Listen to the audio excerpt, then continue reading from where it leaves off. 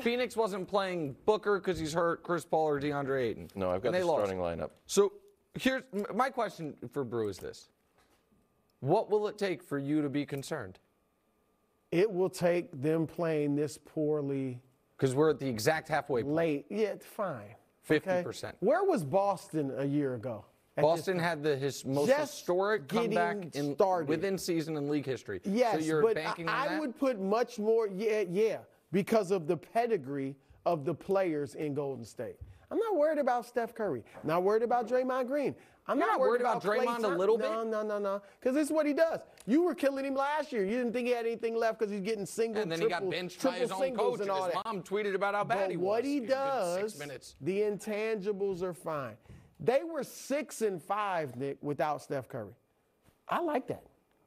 If the Nets go 6-5 without Durant and whatever that is, they were 6-2 without Steph Curry a week ago, and then they lost 3 in a row. That's okay. Well, Steph played last night. Oh, you're right. My bad. Sorry. But they're the 8th seed.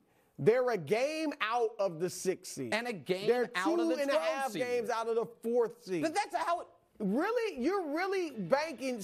Clay found this game while Steph was out. Jordan Poole found this game he did not. while Steph was out. You Clay. They started playing better defensively while Steph was out. They're going to be fine. Now, look, are they a guarantee to win the West? No. Like I picked them, I'll give you that. But you act like they are not guaranteed to be in the real playoffs.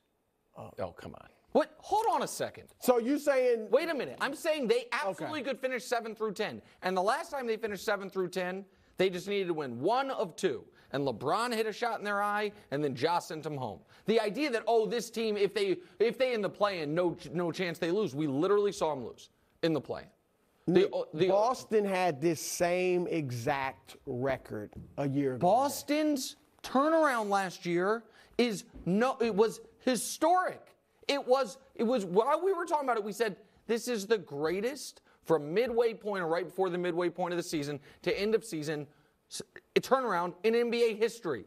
That is, there's no way Steph and the 4-time champion. What they did last year shocked everybody. It's not that it's no way they can do it. It's that, to me, that is using the Trent Dilfer won a Super Bowl. It's like, yes, because something has happened once doesn't mean you should then say it's likely to happen again. But why are you so scared of Tom Brady in these playoffs? Because he's going to sneak in, and you're like, well, it's Tom Brady.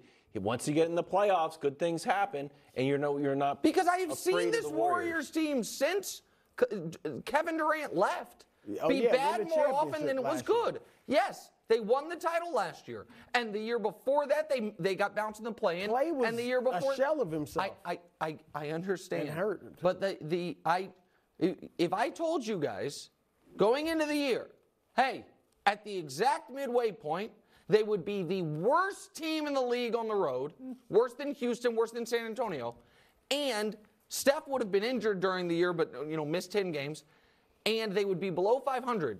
Concerning or no, I think you both would be like, well, that would be concerning. Did something happen before the year? Well, Draymond's hit a kid on the team, seemed to kind of throw off the vibes. But I don't know. Maybe I'm crazy. You guys can't. The vibes are off. I'll give you that. The vibes are off. Yeah, because he hit a kid. We had a bad 2 weeks after you punched Brew. Yeah, but we bounced back. My honor. It's my privilege to say it's time for Nick's Tears. Thank you so very much, Kevin Wilds, and thank you to the committee members who stayed extra late last night, as all 32 teams are represented in this week's Tears. We will start with a particular group. This group is called Sad Off Season. So they're in the, it's not good. You don't have picks, or you don't have cap space, or you don't have a coach, or your quarterback might hold you hostage, whatever it is. It's not going to be a fun offseason for these teams. Miss the playoffs, and the next few months ain't going to be great. Now, 2 other groups, Purgatory and Exciting Offseason. Purgatory is very simple. You're going to be fine.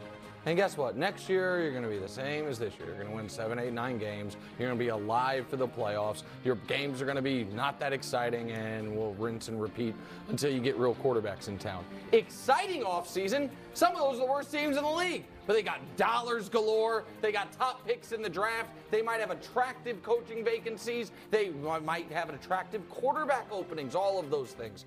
But unfortunately, they all missed the playoffs. Now, to the tiers. Bottom of the tiers. Politely decline. we're going to RSVP with regrets to the playoffs this year. We appreciate the invite, and unfortunately, we just can't make time to get our teeth kicked in on national television in front of 30 million people. But otherwise, we'd love to be there.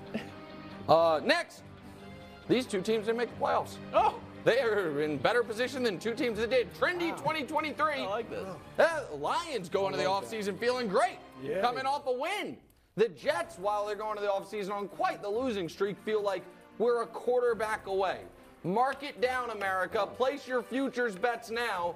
These two teams will be, come July, you're going to turn on television and you're going to hear Peter Schrager say, I know it sounds crazy, the Detroit Lions are going to make the conference championship game.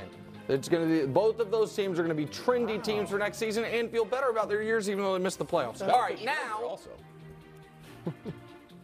we go to very different off seasons. So both of these teams are going to lose this weekend, and that will begin very different off seasons. For the Cowboys, losing this weekend will mean, are they firing the coach? What is Dak's future? Another disappointing season. The Giants are going to lose this weekend, and they're going to say, Brian Daboll should be coach of the year. We love Daniel Jones more than we ever have. We had a wonderful season. It's very odd. It gives you an idea of where expectations are and whether or not you meet them. But they're both NFC East teams. They're both wild card teams. They're both losing this weekend, but they have very different off seasons. High variance. All right, now, in fairness to the committee, when we met, there was not all this reporting that Lamar Jackson was unlikely to play this weekend.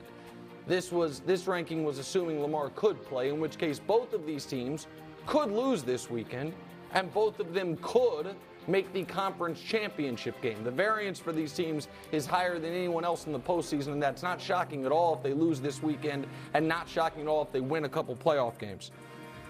Kevin Wildes. Yes? You don't get much right on a daily basis, but one thing you do is every time I ask you this, what are these not? Mr. Consistency. Not the standings. Not. That was really good. Yeah. Not the standings. That is correct, sir. So, and you know what? The committee is proud of the fact that it feels like, whether you guys know it or not, its football logic has burrowed deep into your brain, all of America, because America doesn't respect the standings the way it once does, or else the 13-win Minnesota Vikings would be considered contenders. True. Yet in all the football media world, you find one person who has them getting to, much less winning the Super Bowl.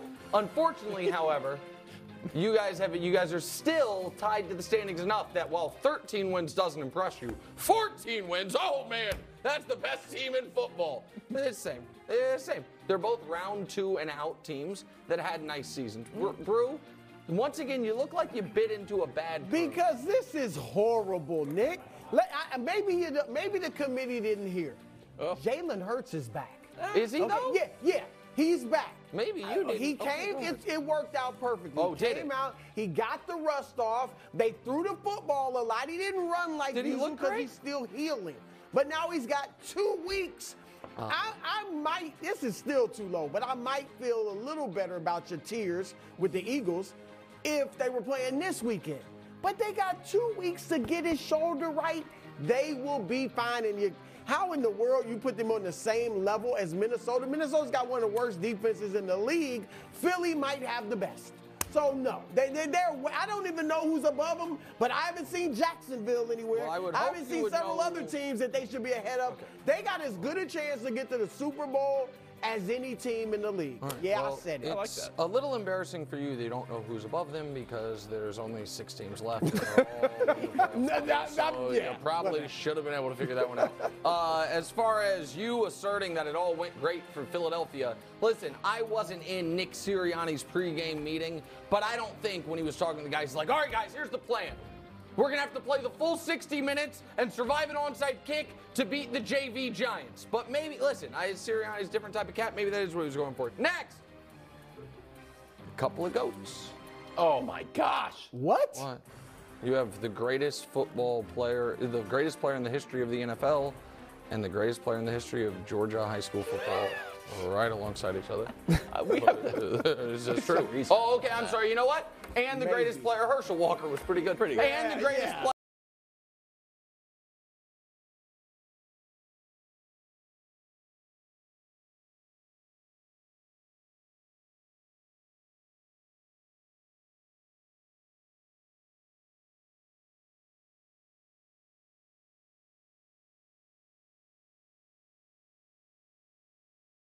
Season.